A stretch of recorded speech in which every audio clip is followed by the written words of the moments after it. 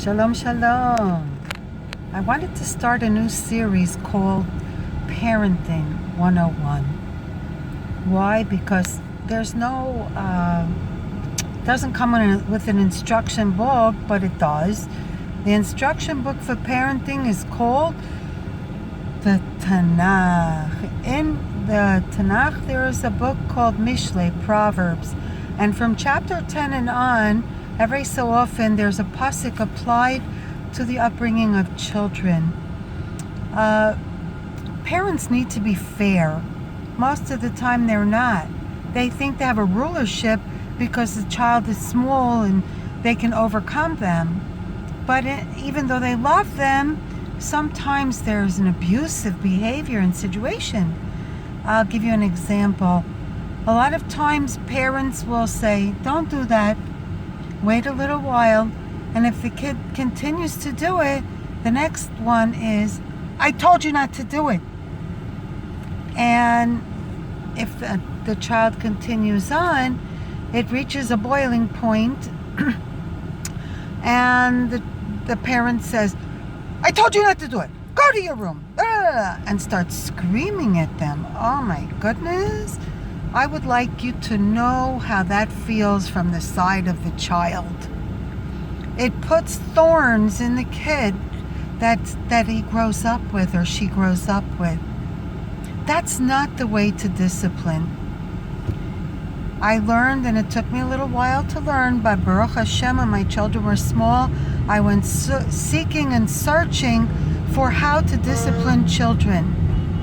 And I found that if you make a set of rules for your house, okay, you can't overwhelm the kids with 100 rules, so you give them maybe 10 simple rules that they need to follow.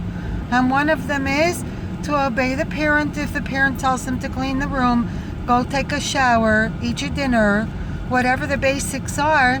If they refuse or they delay, then they get 1 point on the chart. You make a weekly chart.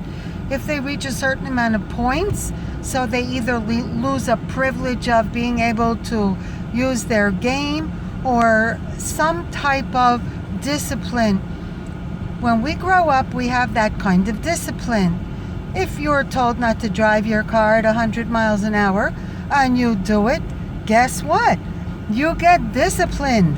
Could be chas v'shalom with a ticket or who knows what. So basically, what I'm saying is that if children are brought up in the way they should go when they are small, they will not part from it, says Mishle or Proverbs. And so we have another chart that we made besides the rules, and another chart for the points if they got like demerits for doing what it was not right. And then they had another chart called obedience. And every time the child was told, "Eat your dinner," and he just picked up the fork and swooped through his dinner because mom said, he got a point on that chart. Or go take your shower, and he ran right to the shower to take it, he got another point. And when he acquired or she acquired a certain amount of points on that chart, they went to the park, they got ice cream, whatever you do to reward your children. Because the whole idea of discipline is not to just take away from them and scold them and scream at them and treat them bad when they don't do right, but to have a balance and reward for good as well. And the way that you discipline makes all the difference in the world of whether your children are going to grow up to love you or they're going to grow up to hate you and run off from the house. A lot of people don't discover that till the child leaves. So we're going to do a series of these videos on child discipline. If you're interested, you're more than welcome to join us.